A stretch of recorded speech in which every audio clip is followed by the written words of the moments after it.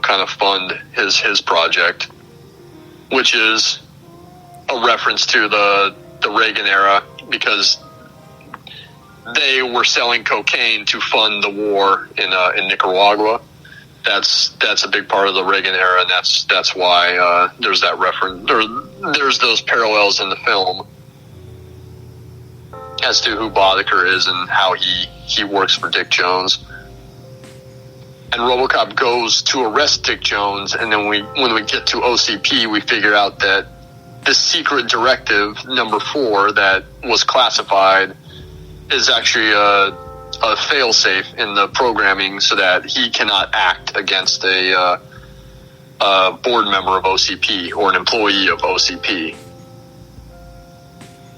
And then Jones pulls out the Ed 209, and there's a really pretty brutal shootout with the Ed 209 shooting at RoboCop. Until RoboCop makes his way down the stairwell to try to evade Ed 209, and then we see that the droid, or whatever you want to call him, Ed 209, can't walk down the stairs. Yeah, because of the legs and the feet are so big on this thing that it can't take the stairs. So there's that almost comical scene where it falls down the stairs, and it's almost like a turtle on its back, just like flailing around because it fell down the stairs. And this kind of screeching sound it makes, like a wounded animal or something. Yeah. And then RoboCop, makes it down the stairs, gets out into the parking garage, and there's all these cops waiting for him, that they have orders on Dick Jones to destroy RoboCop, to kill him. And they open fire on him, and it's almost like, it almost made me sad watching it, because they're just chasing after him, completely shooting at him. He's bulletproof, but you can see the damage that getting shot thousands of times is doing to him. By the way, this movie, and I was thinking about this as I was watching this again, it works as a Frankenstein's monster movie too. Yeah. Something that was created from from a dead person or dead parts, as in Frankenstein. Is kind of misunderstood, is these cops closing in on them, or like the villagers, going after the monster,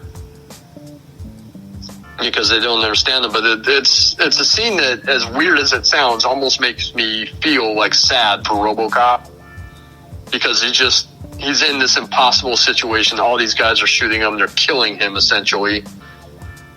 And it's only that he manages to slip away and crawl and kind of throw himself down multiple floors of the parking garage that he's able to save himself. And then Lewis comes up to him. She rolls up in the car, saves him, and they drive off. And I thought it was interesting how some cops catch up to them right before they pull away, and they don't even question firing on Lewis either. It's just they open fire on her too. No, and I should point out that just before they open fire on RoboCop, there's a couple of them that are just like, no, you can't do this. This is wrong. He's one of us. Mm-hmm. But the guy says, no, we have our orders. We're supposed to destroy this thing. And that's just what they do. And you're right. They waste, or they have no hesitation about shooting at another cop to try and destroy him. So here's a funny story. Like, there's this scene that happens, RoboCop escapes, and then right after this scene where Lewis drives off, it cuts to a claymation dinosaur, and it's, a dinosaur stalking through the city. It's almost like a Godzilla. People are pointing and screaming and running away. It's really a commercial for the 6000 SUX. Yeah, the car. But in my research, I came across a story that said that while they were having the press screening one of the critics watching the movie got up and ran out of the theater at that scene because she thought that the projectionist had used a reel from another movie, had like mistakenly grabbed the reel from another movie and put it on. So she went running out to the management or to the projectionist to yell, "Hey, you put on the wrong reel for the wrong movie," not realizing that it was a commercial. And like a lot of the other times in the movie, it just kind of randomly cuts to these commercials or to newscasts. But it's very jarring when you watch it that it's this brutal scene in the movie, and then all of a sudden it's this claymation dinosaur stalking through the city. If she had just sat there for a few more seconds, she would have realized it was a fake commercial. Oh, man. So I thought that was pretty funny. And yes, not personally, but I have known people that have used the wrong reel or the wrong reel from a movie to build a film. Doing the old Tyler Durden, eh? I've known people that have put the reels on backwards before because they weren't paying attention. People who have used the wrong reel or, misspliced something. And it's pretty jarring when it happens. Boddicker gets released from jail. By the way, when RoboCop brings him into the station, another improv, he says, "Book him." And they all look at Boddicker and his face is all cut up and everything. And he just like spits blood like all over the desk. Yeah, on the papers. And he's like, "Just give me my fucking phone call." That was an improv. I think the spitting of the blood was supposed to happen, but then he improvs the line, and Verhoeven loved it so much that's why it's in there. That's why it stays. But yeah, it's so funny. Just the way he just like stares at him, spits the blood on the paper, and is like, "Give me my fucking phone call." Again, Kurtwood Smith is so fucking good in this movie. Boddicker goes to see Dick Jones. Dick Jones says, "Hey, I'm gonna build Delta City. There's gonna be opportunity for drug running, for prostitution. I need you to do that, but I need you to kill RoboCop first." And he arms him. They give him all these weapons and the tracking device to track down RoboCop. And the receptionist, because when he goes in, he talks to the receptionist really quick, and he's like really sleazy with her. He's like, "Hey, maybe when you're done, you can fit me in." Do you know who that woman is? I don't think so. She's Kurtwood Smith's wife. Really? Yeah. They weren't married then. I believe they might have met during RoboCop, but yeah, she is his wife, and they've been married ever since. Oh man, he's so sleazy, and that's he's sleazy, but she's even better because she's just like not buying it at all. She's just like so over him. She's just like, "Oh, he's expecting you." And he just like kind of looks at her, and she just stares him down. And he goes, "Oh, you can keep the gum." Yeah, because he spits the gum out onto like her nameplate, or he smashes the gum onto the nameplate. But yeah, that's Kurtwood Smith's wife.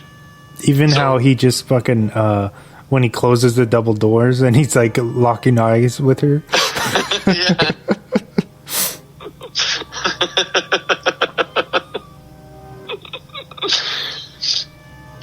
He gets all the weapons. They get the rest of the gang together. There's a fun little scene where, of course, Emil's out on the street and he's watching the TV show that everyone is watching.